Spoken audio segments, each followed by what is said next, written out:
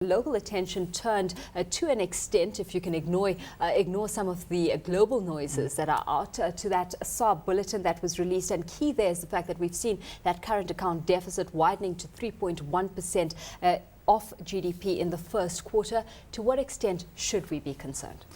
Not really. We had a revision as well to the Q4 number that was revised from a negative 0.6 to a negative 1.0% of GDP. But I think provided the deficit is around 3% of GDP, we're okay in the sense of having a stable currency.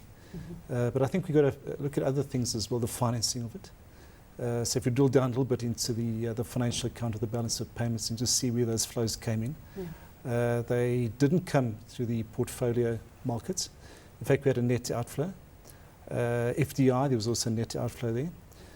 But where the funds did come in was through other investments, which is really your trade finance, your loans, those type of transactions. Yes.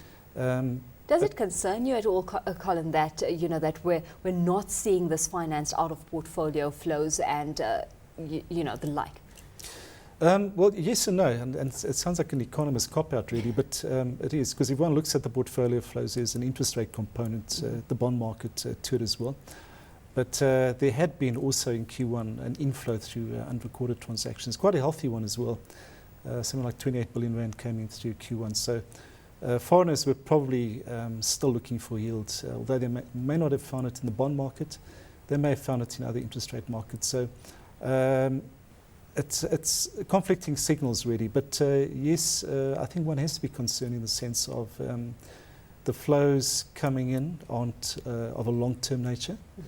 They are generally of a short-term nature, and even if you look at the trade finance, that's really short-term flows. Loans have a set tenor.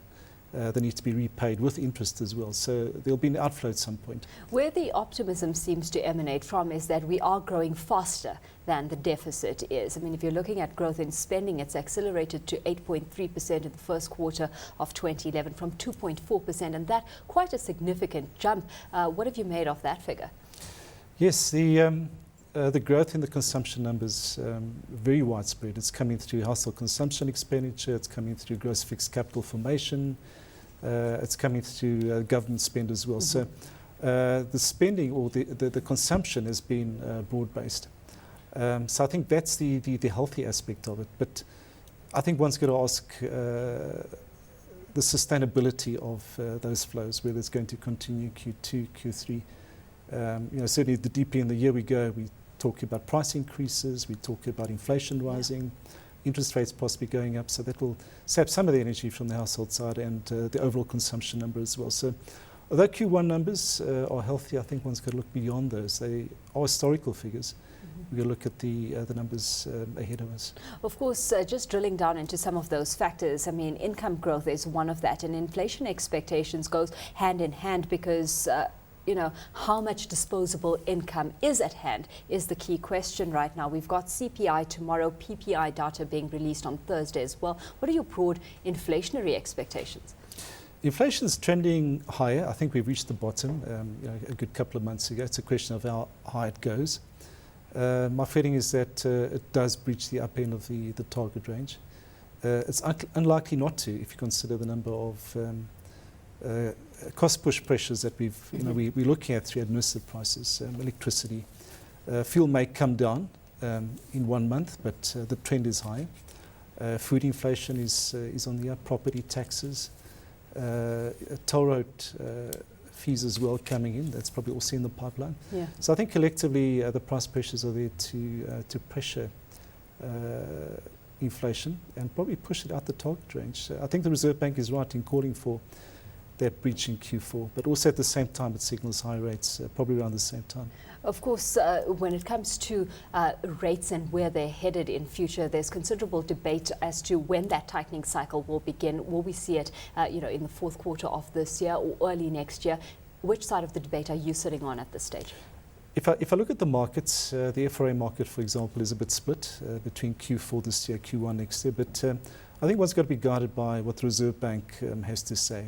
If it sees inflation breaching the target in Q4, I think that's a signal to the market to probably expect a rate hike then, or maybe even before then. So I would say my money is on Q4. That probably happens a little bit sooner than later. In the meantime, we've seen the FNB consumer confidence report come in, and that rising slightly to 9 in first quarter, to 11 rather in the second quarter, as opposed to 9 in the first quarter. But it's still lower than that 14 level that prevailed throughout last year. How are you viewing that current scenario? Because it seems like the South African consumer is still cautiously optimistic. I think the emphasis, is on cautious. If you look at the reasons for the uptick, it's been households feeling a little bit more comfortable about their financial position. I can't see that being sustained in view of inflation rising in excess of wage demand. So your real wages, your disposable income, your discretionary income figures are probably on the decline for what's left of the year. But I think one's got to marry it as well with other confidence indices that we've seen over the past 2 weeks. We've had Saki's Business Confidence Index down. We've also had the BR, RMB Business Confidence also down. So I would say on balance, the confidence indices, the major ones, are pointing down. So it'd be interesting to see whether the FNB one is going to be sustained. My feeling is probably not.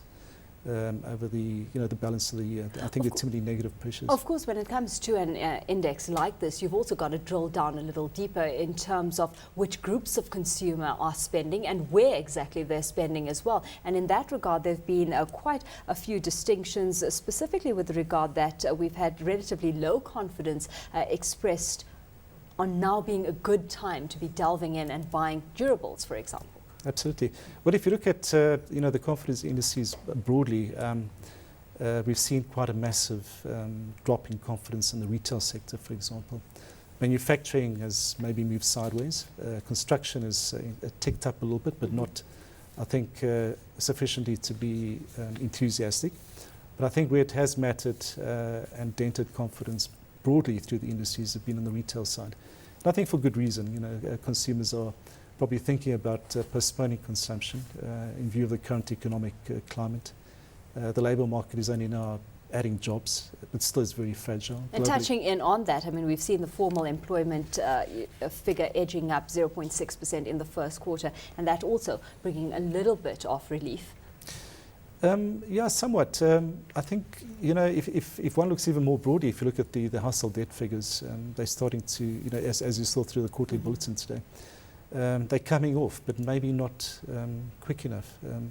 But I think in the months ahead, consumers are likely to postpone consumption, maybe think more broadly about the fragile labour market, maybe that they're lucky to have the job that they have, etc., or know someone who's lost the job. And I think that will dent confidence and I think push consumers towards maybe winding debt down rather than going on spending sprees. So the 7-odd% household debt to disposable income that we saw today, probably on the decline. One can only hope that it declines, that it falls a lot further.